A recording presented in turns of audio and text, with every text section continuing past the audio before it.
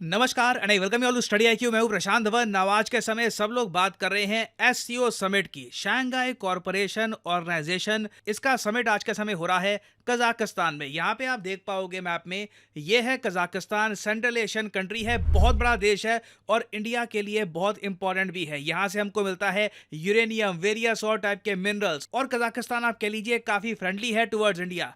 और ये देश होस्ट कर रहा है एससीओ समिट। और एससीओ में आज के समय ये सब कंट्रीज मेंबर बन चुके हैं। जी हाँ, पाकिस्तान भी एससीओ में आता है। उसके अलावा मोस्ट रिसेंटली ईरान भी एक एससीओ कंट्री बन गया था। और एससीओ समिट वर्ल्ड मीडिया की नजर में इसलिए है क्योंकि व्लादिमीर पुतिन और शी जिनपिंग का ग्रैंड वेलकम हुआ है। आज के समय ये दो लीडर्स कहीं भी इकट्ठा दिख जाते हैं, वर्ल्ड मीडिया सिर्फ इन पे ही फोकस करता है क्योंकि वेस्टर्न मीडिया के हिसाब से जो अगली बड़ी वॉर होगी वहां पे एक तरफ होंगे वेस्टर्न कंट्रीज, दूसरी तरफ रशिया चाइना इकट्ठा रहने वाले हैं। और इधर आप देख पाओगे इस तरीके से शी जिनपिंग का वेलकम हुआ कजाकिस्तान में। याद रखिएगा, कजाकिस्तान को बिलियंस ऑफ डॉलर्स का लोन भी दिया है चाइना ने। और इसलिए आप देख रहे हो कजाकिस्तान के प्रेसिडेंट खुद वेलकम कर रहे हैं शी जिनपिंग को। बिल्कुल एक मैं कहूंगा ग्रैंड वेलकम हुआ है शी जिनपिंग का इन कजाकिस्तान। और इसका एक बड़ा रीजन ये भी है, कजाकिस्तान बहुत ही जल्द ब्रिक्स को ज्वाइन करना चाहता है और चाइना ने कहा है कि हम कजाकिस्तान का पूर्ण सहयोग देंगे। ब्रिक्स में कजाकिस्तान एक मेंबर बहुत जल्द बन जाएगा, एटलीस्ट चाइना का तो ये कहना है। इसलिए आप देख रहे हैं कि शी जिनपिंग का सबसे ज्यादा भव्य वेलकम हुआ है। किसी भी लीडर को इस टाइप का वेलकम मिला नहीं है जैसा शी जिनपिंग को मिला है। अब यहाँ पे ऑब्वियसली आप पूछोगे मोदी जी नहीं गए यहाँ पे कजाकिस्तान में, तो इसका आंसर है नहीं। मोदी जी एससीओ समिट को अटेंड करने के लिए नहीं गए। इंडिया को रिप्रेजेंट कर रहे हैं भारत के विदेश मंत्री डॉक्टर एस जयशंकर। जबकि रशिया की तरफ से पुतिन आ चुके हैं, चाइना की तरफ से शी जिनपिंग, बाकी वर्ल्ड लीडर्स भी आ रहे हैं। मगर जयशंकर साहब क्यों गए, मोदी जी क्यों नहीं गए? यहाँ पे ऑब्वियसली आपका क्वेश्चन आएगा। वेल देखो, इसका आंसर ऑफिशियली तो ये दिया गया है कि अभी पार्लियामेंट का सेशन चल रहा है और आप सबको पता है अभी जो करंट पार्लियामेंट का सेशन है इसमें क्या डिबेट्स हुए हैं, काफी कंट्रोवर्सीज हुई हैं। तो मोदी जी का वहां पे रहना काफी इंपॉर्टेंट था। बाकी कई लोग देखिए इस पर थ्योरीज भी बना रहे हैं कि इंडिया एक्चुअली एससीओ को अब इतनी इंपॉर्टेंस देता नहीं है। पीएम मोदी जी चाहते नहीं है कि एक समिट में पुतिन शी जिनपिंग के साथ वो भी खड़े रहें। वेस्टर्न लीडर्स के सामने बहुत खराब मैसेज आएगा। और इससे पहले जब भारत को मौका मिला था एससीओ समिट को होस्ट करने का 2023 में, पिछले साल, तो एक फिजिकल समिट रखने के बजाय इंडिया ने एक वीडियो कॉन्फ्रेंसिंग के जरिए सिंपल सा एक समिट रखा। सब लोग वीडियो कॉन्फ्रेंसिंग में जो लीडर्स थे उन्होंने अटेंडेंस दी और समिट खत्म हो गया। तो इन सब थ्योरीज का क्या? देखो, मैं यहां पर सिंपली ये कहूंगा, पार्लियामेंट का सेशन जो अभी हो रहा है ये जेन्युइनली बहुत इंपॉर्टेंट है। और मुझे लगता नहीं है कि इंडिया एससीओ को कम इंपॉर्टेंस दे रहा है। एससीओ की इंपॉर्टेंस अपनी जगह बनी हुई है। आई एम श्योर अगले साल का जो समिट होगा वहां पे अगर पीएम मोदी फ्री हुए तो डेफिनेटली वो जाएंगे। और इस समिट की जो मेन हाईलाइट थी फॉर इंडियंस वो थी जयशंकर साहब की मीटिंग सरगई लैवरोव से। देखो, जयशंकर साहब भारत के विदेश मंत्री हैं, लैवरोव रशिया के विदेश मंत्री हैं। तो लगता नहीं है कि पुतिन से जयशंकर साहब की मीटिंग होगी, लैवरोव से ही ये मिले हैं। और सरगई लैवरोव को जयशंकर साहब ने डायरेक्टली ये बात बोली है कि इंडिया बहुत ज़्यादा कंसर्न्ड है। There is strong concern for Indian nationals who are currently in the war zone.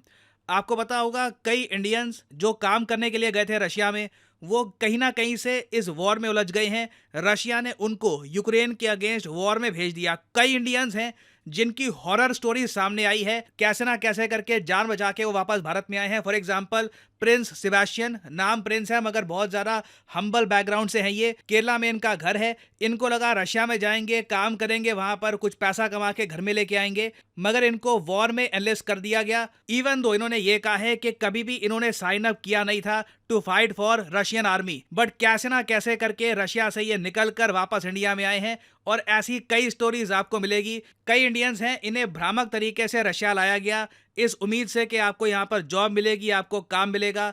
और जैसे ही वो रशिया में पहुंचे उनको आर्मी में एनलिस्ट कर लिया गया। और एज ऑफ नाउ बताया जा रहा है कि करीब 200 इंडियंस हैं आज भी जो रशियन आर्मी में हैं। अपनी मर्जी से नहीं, आप कह लीजिए भ्रामक तरीके से उनको रशियन आर्मी में डाल दिया गया है और वो यूक्रेन के अगेंस्ट लड़ रहे हैं। इनमें से 25 ने तो इंडियन गवर्नमेंट से हेल्प मांगी है कि प्लीज हमें हेल्प करिए, हम इस वॉर में उलझना नहीं चाहते। और इसलिए जयशंकर साहब ने कहा है कि जल्द से जल्द जो इंडियन नेशनल्स आज के समय इस वॉर में फंस चुके हैं इन्हें आप वापस भारत भेजिए ना। अजीब बात देखिए, ये इशू इंडिया रेस कर रहा है लंबे समय से, मगर रशिया उतना ज्यादा क्विकली इस पे एक्ट कर नहीं रहा ना। मैं यहां पर ये बोलूंगा, ये सब न्यूज़ देखकर एक बार को लगता है कि क्या इंडिया रशिया के रिलेशंस खराब हो गए। देखो, ये एक अलग एस्पेक्ट है, मगर दोनों कंट्रीज के रिलेशंस को अगर हम एक ब्रॉडर तरीके से देखें तो बहुत स्ट्रांग तरीके से आगे बढ़ रहे हैं। इसी महीने आप देखोगे पीएम मोदी रशिया जाएंगे एक बहुत ही इंपॉर्टेंट विजिट पर। क्रेमलिन जहां से रशिया की सरकार चलती है, उन्होंने ये स्टेटमेंट दी है, no topic of limits for PM Modi's upcoming talks with Putin. चाहे स्पेस का इशू हो, ग्लोबल सिक्योरिटी, किसी भी टॉपिक में अगर इंडिया कोऑपरेट करना चाहता है विद रशिया, रशिया सुनने को तैयार है। और रशियन पर्सपेक्टिव से अगर मैं देखूं ना, तो पीएम मोदी की विजिट बहुत इंपॉर्टेंट है एक ग्लोबल इंप्रेशन ये देने के लिए कि रशिया अब कंप्लीटली डिपेंडेंट नहीं हो गया चाइना पर। क्योंकि वर्ल्ड लीडर्स आज के समय खुल के ऐसी कमेंट्स कर रहे हैं। रिसेंटली जो प्रेसिडेंट है फिनलैंड देश के, फिनलैंड एक यूरोपियन कंट्री है, उनके प्रेसिडेंट ने ये बोल दिया, शी जिनपिंग अगर एक फ़ोन कॉल कर देना, बस एक फ़ोन कॉल कर दे पुतिन को, रशिया आज के आज यूक्रेन की वॉर खत्म कर देगा। रशिया बहुत ज़्यादा डिपेंडेंट हो चुका है चाइना पर, और चाइना आराम से जो मर्जी रशिया से करवाना चाहे करवा सकता है ना। ये जो स्टेटमेंट इन्होंने यहाँ पर दी है, इससे रशियन गवर्नमेंट काफ़ी हद तक गुस्सा है, रशिया की जनता भी गुस्सा है। क्योंकि कोई भी कंट्री ये नहीं चाहती कि हम एक पपेट बन जाए, कि दुनिया ये देखे कि बस अब ये कंट्री तो एक बड़े कंट्री पर डिपेंडेंट हो चुकी है। चाहे आप पाकिस्तान को भी देख लीजिए, आर्थिक हालत जैसे भी हो, जब इमरान खान ने कहा कि हम पपेट बन गए हैं, हम गुलाम बन गए, तो आपने भी देखा पाकिस्तान में लोगों के जो इमोशंस हैं ये कितने जाग गए थे। तो रशिया के लिए भी देखिए एक बहुत ज़्यादा इंपॉर्टेंट मोमेंट होगी जब पीएम मोदी जाएंगे रशिया में। ये लोग शोकेस कर पाएंगे दुनिया को कि ना सिर्फ चाइना, इंडिया के साथ भी हमारे बहुत डीप रिलेशन है। और मेरा मानना ये है कि जो ये इश्यूज हैं इंडियंस का जो आज के समय है रशियन मिलिट्री में, इसे जल्द से जल्द रशिया को रिजॉल्व करवाना चाहिए। क्योंकि इससे रशिया की इमेज बहुत ज़रा खराब हो रही है इन इंडिया। और सिंस ये 200 के आसपास इंडियंस रशियन मिलिट्री में काम ही नहीं करना चाहते, तो ऐसे सोल्जर जो आपके लिए लड़ना भी नहीं चाहते, उनका फायदा भी क्या है। तो क्लियरली रशिया को इन सोल्जर्स को, इन इंडियंस को वापस भेजना चाहिए। बट क्वेश्चन यहाँ पर यही है कि अभी के लिए हमें पता नहीं है कि ये इंडियंस कहाँ पे डिप्लॉयड हो चुके हैं। क्या ये वॉर जोन के बहुत डीप है, इतना डीप कि रशिया के लिए मुश्किल है कि इंडियन नेशनल्स को वहां पर रिप्लेस कर पाना। इसके बारे में अभी और डिटेल्स आनी बाकी है। बट आई एम श्योर जब पीएम मोदी भी मिलेंगे व्लादिमीर पुतिन से, तो ये टॉपिक डिस्कस किया जाएगा। और फाइनली यहाँ पे मैं आप लोगों से एक सवाल पूछूंगा। देखो, इस टाइप के क्वेश्चंस यूपीएससी और वेरियस एग्जाम्स में लगातार आ रहे हैं, तो अटेम्प्ट करिए ये question, this is important. Question ये है कि एक जॉइंट मिलिट्री एक्सरसाइज मैत्री के नाम से, इसमें इंडिया पार्टिसिपेट कर रहा है। भारतीय सेना की जो लद्दाख स्काउट्स के हमारे सोल्जर्स हैं, ये एक फॉरेन कंट्री में गए हैं इस मिलिट्री एक्सरसाइज में पार्टिसिपेट करने के लिए। बताइए किस कंट्री के साथ हम कर रहे हैं मिलिट्री एक्सरसाइज मैत्री। ये हैं यहाँ पे आपकी ऑप्शंस, थाईलैंड, जापान, फ्रांस या फिर यूएसए। कमेंट सेक्शन में करिए उत्तर। जो लोग सही आंसर देंगे उनकी कमेंट को मैं हार्ट दे दूंगा, ताकि बाकी लोग समझ पाए कि सही आंसर क्या है।